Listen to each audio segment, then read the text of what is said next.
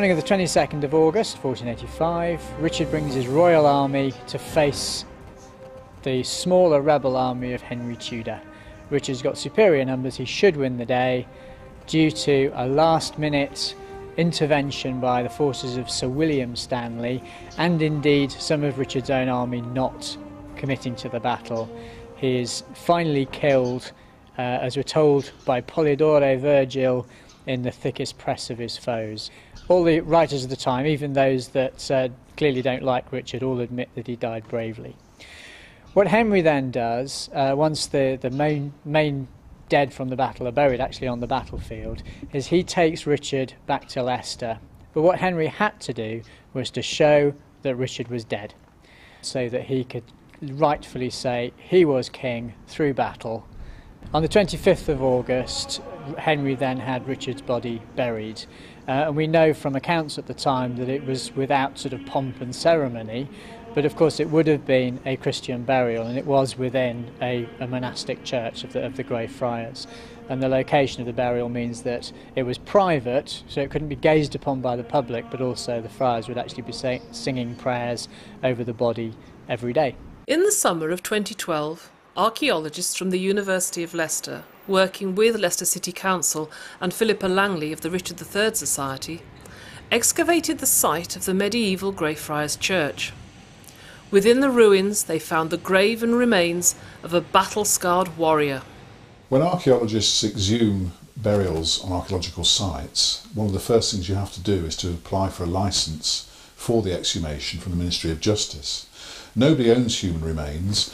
I said we would exhume up to 6 sets of remains, and in the event that one of those sets of remains proved upon analysis to be Richard III, that after we'd finished he would be reinterred at Leicester Cathedral. I considered Leicester Cathedral to be the most appropriate location for the reinterment of Richard III's burial, partly because it's the nearest church to the site of the Greyfriars. It is literally a few hundred yards, well less than 100 yards across the road. And also there's always a relationship between the cathedral and the church. They coexisted side by side for several hundred years. King Richard is part of Leicester's story. Throughout his life and in death, Leicester was part of his. Just behind me is Leicester's famous car park, the site of the rediscovery of King Richard III.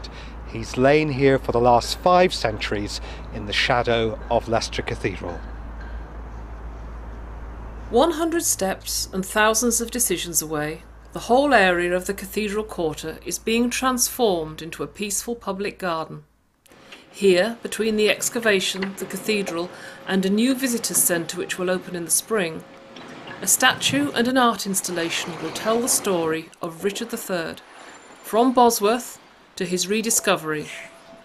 We are working together in partnership to create a fitting memorial to this anointed King of England. In this medieval chapel in Leicester Cathedral, we have commemorated the Greyfriars for hundreds of years, the site of Richard's burial. The wood trusses and the stones from the ancient friary after the Reformation were incorporated into this church. King Richard III will lie under the same beams and stones that have marked his grave for centuries. We're excited and humbled to be making the preparations for the reinterment of King Richard III here in this cathedral. We look forward to doing that with dignity, with honour, and with the prayers of the Church. Richard III was the King of all England. The Bishop of Leicester believes passionately that the final chapter of this pivotal part of England's history belongs in Leicester on behalf of the whole nation.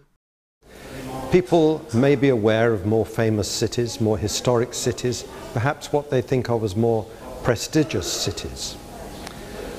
But what you know when you live in Leicester, as long as I have, is that the story of Richard III already belongs here. This is where he fell, this is where he was buried, this is where he was discovered, and this is where the people of Leicester are preparing to take that story forward.